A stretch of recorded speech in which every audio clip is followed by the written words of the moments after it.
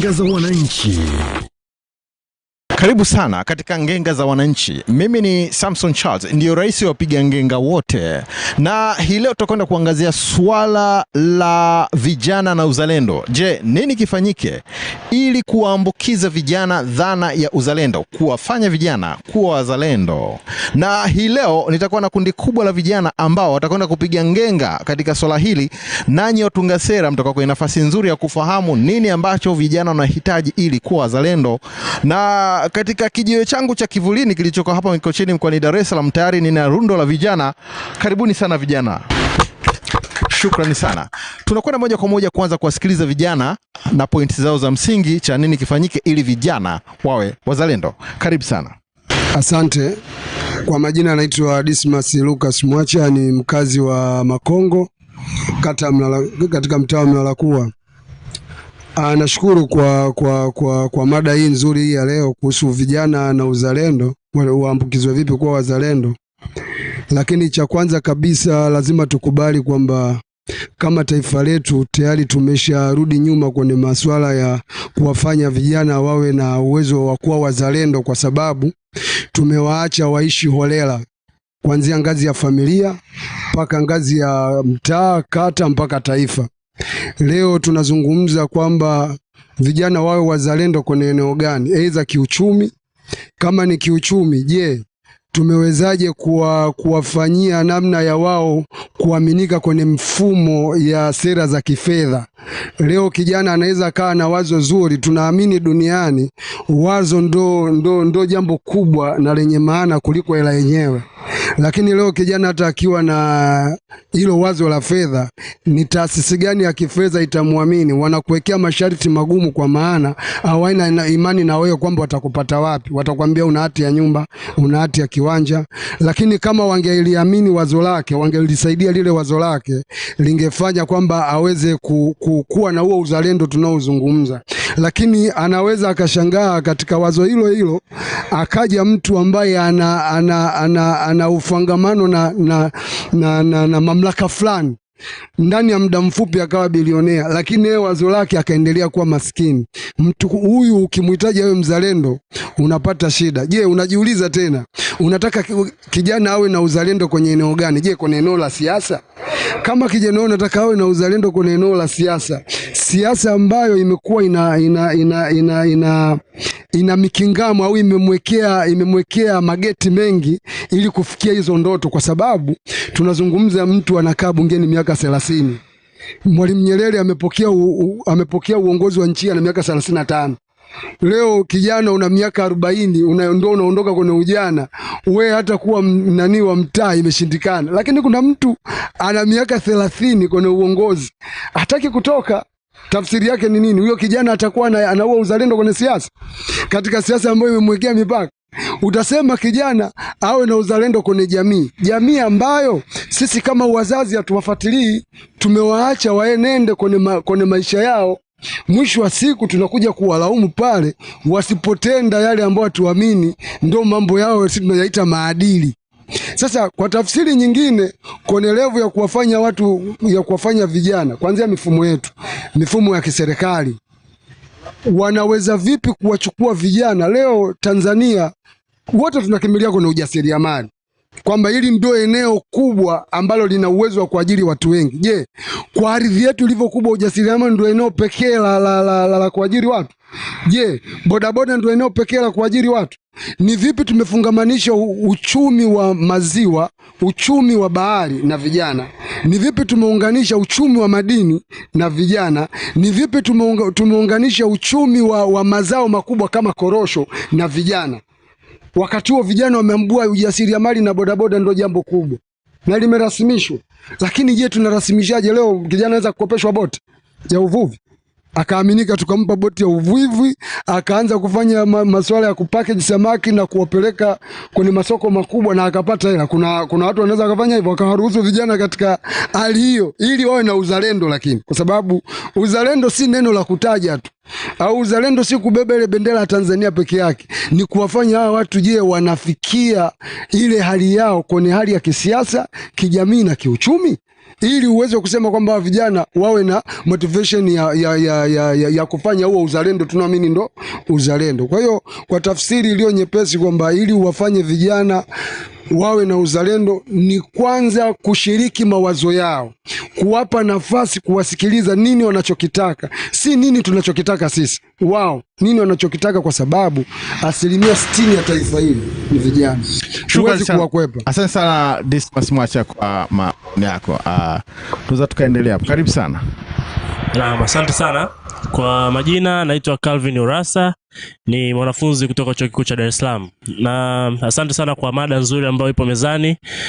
Ni nini kifanyike ili kuweza kuambukiza uzalendo kwa vijana wa Kitanzania. Kwanza kabisa tunatambua kwamba vijana ndio nguzo kubwa ya maendeleo ndani ya taifa. Sasa kwa kitu ambacho kinatakiwa kufanyika kwa vijana hawa ili kuweza kupandikiza uzalendo, kwa maoni yangu, natamani sana ama ningependa kuona kwamba sisi vijana ni watu ambao tupo katika kizazi kinachoendelea. Ndio maana kuna msemo unaitwa Gen Z. Sasa ni kizazi ambao asilimia kubwa sana tumezaliwa katika zama za mabadiliko ya sayansi na teknolojia. Kwa hiyo kila kitu ambacho kinakuwa kinaendelea katika mitandao, kinachokuwa kinafanyika na viongozi wakubwa, kinachokuwa kinafanyika na baadhi ya watu ambao wapo katika madaraka, sisi tunakuwa tunaona kupitia platform tofauti. Kuna wenye simu, kuna wenye television, kuna wenye vifaa tofauti tofauti. Sasa njia nzuri ambayo inaweza kutumika kupandikiza uzalendo kwa vijana, kama alivyokwisha kutangulia msemaji wangu wa kwanza, kwanza kabisa ni namna ambavyo unaweza kulinki zile sekta ambazo za kimaendeleo na vijana wenyewe ambao wapo katika sekta hiyo. Nikizungumzia kwa muktadha wa kwanza, hivi karibuni kama mwezi wa 11 na miezi kama iliyopita hapa karibuni na inavyoendelea kuendelea, vyuo mbalimbali vinaendelea kutoa vijana wengi ambao wanahitimu mafunzo yao. Sasa unakuta vijana wanaomaliza chuo ni wengi sana kulinganisha na fursa ambayo ipo kwa ile idea ambayo inatakiwa kuja kutoa kwa vijana. Hasa unajiuliza, kwa mfano labda wanahitimu wanafunzi labda 1500 katika chuo kimoja hapo, labda tuseme hujangosha vyuo vyote, na inatokea fursa labda inahitajika watu 10 tu. Unajiuliza watu 4000 plus wataenda wapi tena? Sasa hiyo kidogo inakuwa ngumu, na natamani sana kwa watunga sera iweze kubadilishwa, labda kuweza kuangalia namna gani vijana wanaweza kafiti katika baadhi ya maeneo. Jambo jingine pia ninadhani ni namna ambavyo viongozi wanaishi pia. Viongozi mmoja ama watu wa karibu pia wanaokaa karibu na viongozi. Hii inapelekea baadhi ya vijana ambao wanafuatilia, kwa sababu naamini kuna vijana ambao pia wanafuatilia maisha ya viongozi kwa ukaribu.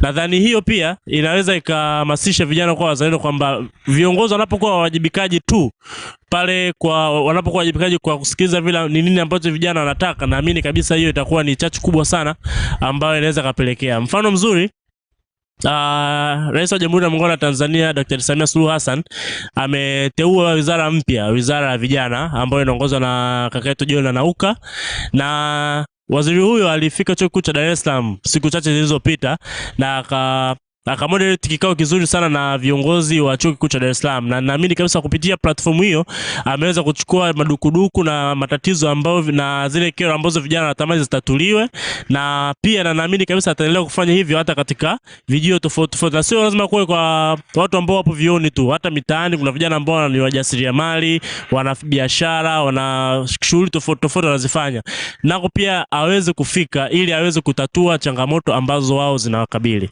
Nadhani kwa kufikia hapo watakuwa ni hayo. Asante sana Kevin Urassa. Karibu sana kijana mwingine, mambo ya kufanya ili vijana wawe wazalendo. Karibu.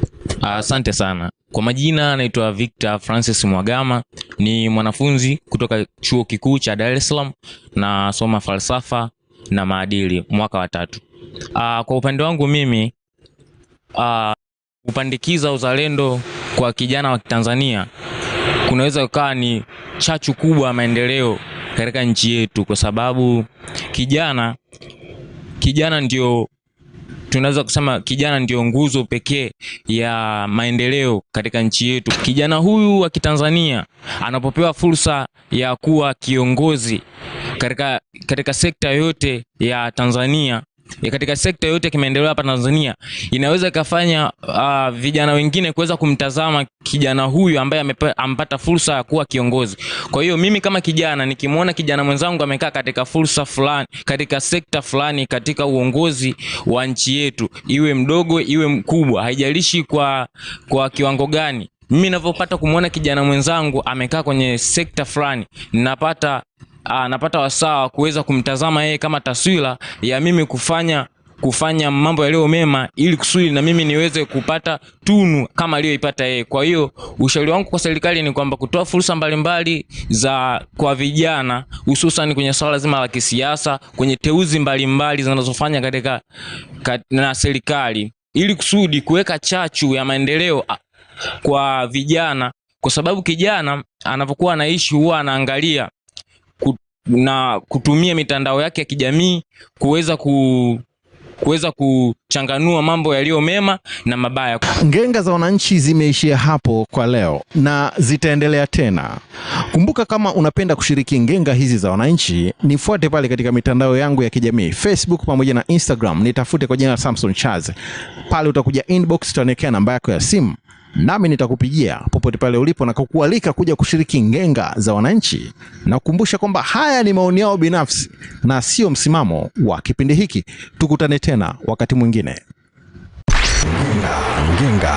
Ngenga za wananchi. Usitoke. Baki hapo.